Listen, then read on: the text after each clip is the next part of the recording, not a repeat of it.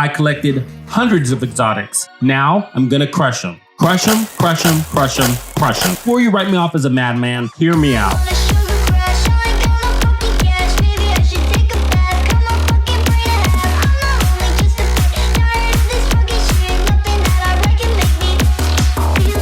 Question: have you noticed your stash is slowly being invaded by junk exotics, yet you still don't have every exotic in the game god rolled? You have all the exotic components you can carry, so you just keep stockpiling your exotic arsenal for the day that never comes. The day the devs drop new exotics to the game so you can reallocate these resources to max out the new ones. You will run out of stash space before that day comes, and that's exactly what happened to me. Okay, Hoarder, if you've wondered what the process of consolidating your exotics looks like, and how much time and resources it would cost, stick around because we're about to jump down that rabbit hole. And you'll be in a world of your... I got so tired of deleting good gear, I created 2 new characters for extra inventory space, one of which has the sole purpose of mulling around those extra exotics. Remember these videos where I saved hundreds of exotic caches and opened them all back to back to see what quality we were getting? What we found out was really interesting, but that didn't help my stash sitch at all. The quantity of junk exotics got so out of control, the exotic dedicated character's inventory began overflowing to my other characters. Pretty soon, everyone's inventory was back to full again. That didn't take much time at all either, even after multiple purges of gear. So here I was, full circle, back to deleting awesome gear that I could otherwise be using to make amazing off-meta builds for you guys. Now everybody is pissed off, right? Enough is enough. I decided to finally consolidate all of my exotics. My goal is to have a god world version of every exotic in the game and have multiple god world versions of the best exotics so all my characters can have one on hand. Everything else will get crushed, crushed, crushed. And that's going to add up to hundreds of crushed exotics. Hey, if you're looking to play the Division 2 in new and exciting ways, this is the right channel. Join my Discord for more action and consider becoming a member of Tux's Player Club. It's only $1, so don't miss out. Hit the join button below to get started. Also, if you dig what I'm putting down, I'd appreciate the like, comment, and the subscribe. This helps me help you, and I have lots more where this came from. These are the steps I'm taking to max my exotics. Mark and keep the best rolls. Reroll worst versions at the crafting bench until it's good for optimization. Repeat until I have 3 to 4 keepers and then crush the rest. Optimize each of the keepers until I have 3 to 4 perfect god rolled exotics. The first thing I did was separate the cream from the crop. I starred the best rolls of every exotic. For my favorite exotics, I starred more than one for my additional characters. This helped me know which I could crush for components as I went through the process. To save on resources, I decided it wasn't important that my 4th character has a god rolled version of each exotic, especially since I don't even have a 4th character yet. I started with the rarest and my favorite exotics and worked my way down the list from there. That means the Eagle Bearer was batter up. Next, the Regulus. This is the best exotic in the game, in my opinion. Top of its class and power, it has a very unique and useful weapon talent, and oh so satisfying head explosions.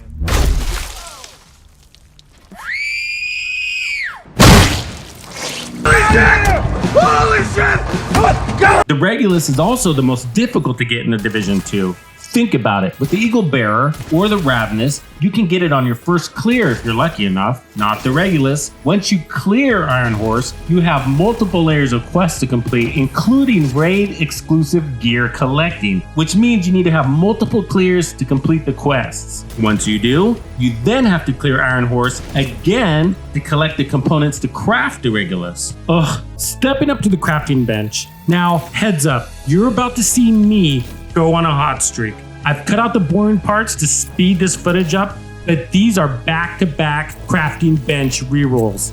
I hit that Eagle Bear reroll on the first try, the Scorpio in 3, the Regulus in 2, the Liberty in 1, and the Coyote Mask in 2.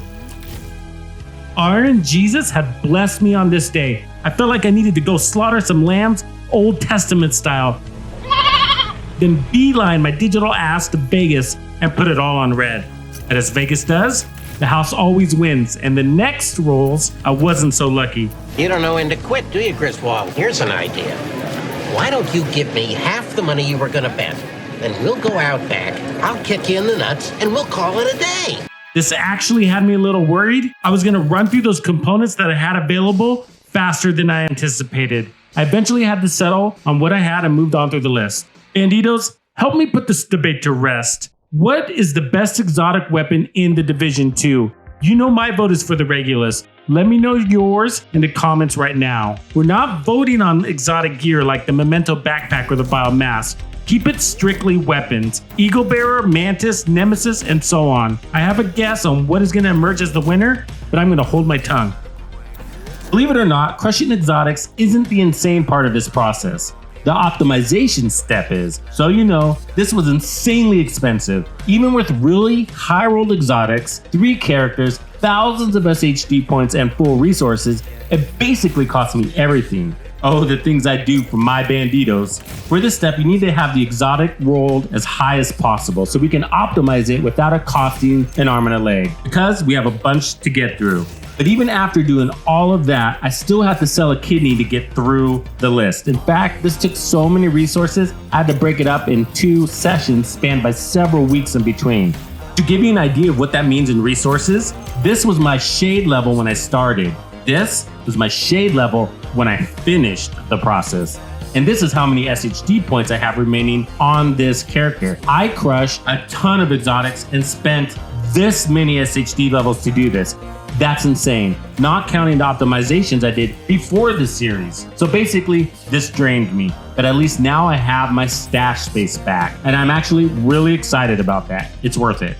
Do you have a Cold War stockpile like me, or do you trash them as you go? What's your sitch, agents? Let me know in the comment section below. At least now when I get an exotic, I know I can gift it or trash it in confidence. Plus, I have multiple god rolls of each exotic for all of my characters, so I don't have to swap back and forth when I get around to actually using those characters, which right now is almost never. I can also finally say I'm retiring the weekly projects like donating resources, in which I desperately need to optimize builds, and I can stop running the 30 floors in the summit, which is a building with no windows, by the way. Of course, I still like doing my legendaries, so there's that.